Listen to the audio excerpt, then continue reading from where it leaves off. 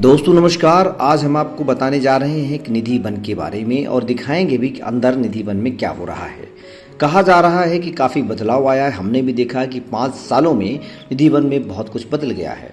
धार्मिक नगरी वृंदावन में निधि वन एक अत्यंत पवित्र रहस्यमयी धार्मिक स्थान है। इसके बारे में तमाम मान्यताएं हैं, तमाम बातें हैं। मान्यता है कि निधि वन में भगवान श्री कृष्ण एवं श्री राधा जी आज भी अर्धरात्रि के बाद रास रचाते हैं।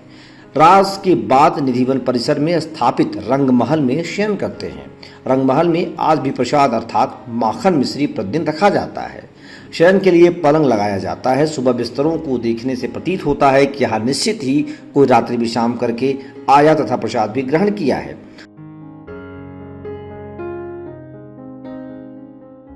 लगभग 2-2.5 एकड़ क्षेत्रफल में फैले इस निधिवन में जब दिक्कत ये आ रही थी कि लोगों ने मिट्टी की खुदाई करना शुरू कर दिया था। जो लोग आते थे और वहाँ से मिट्टी ले जाने लगे थे और इसी वजह से निधि वन के जो वृक्ष थे वो खराब हो रहे थे। अब आप देख रहे हैं किस तरीके से इसको बांस की बल्लियों से संरक्षित किया जा रहा है।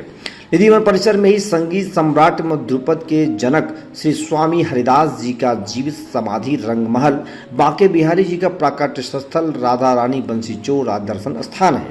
निधि वन दर्शन के दौरान वृंदावन के पंडित पुजारी गाइड द्वारा निधि वन के बारे में जानकारी दी जाती है और कई बार यहाँ आने के बाद उन्हें दिक्कत भी महसूस होती है कि यहाँ पर उनके साथ जो जबरदस्ती हो रही है। आप जैसे निधि वन के गेट में घुसेंगे, बगल में ही चप्पल जूते रखने की व्यवस्था है। उसके बाद अब आगे जाएंगे, निधि वन में जाने की सारी व्यवस्था की गई है और अंदर धीरे धीरे आप जाते जाएंगे, सब कुछ दिखता चला जाता है।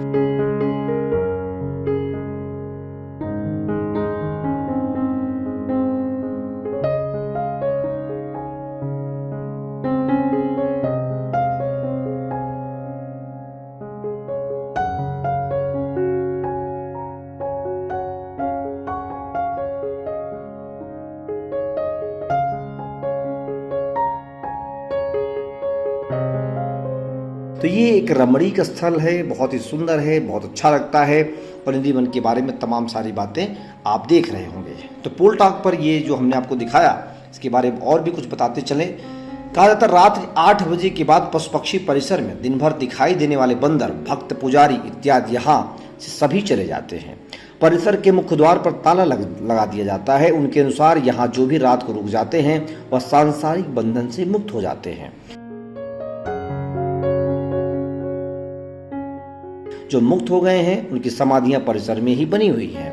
लगभग 8 बजे ये मंदिर बंद हो जाता है निधि वन, और बड़ा ही सुंदर है, बड़ा रमणीक है। इसी के साथ गाइड यह भी बताते हैं निधि वन में जो 16,000 आपस में गुथे हुए वृक्ष आपको देख रहे हैं वह रात में श्री कृष्ण की 16,000 रानियां बनकर उनके साथ रास रचाती हैं।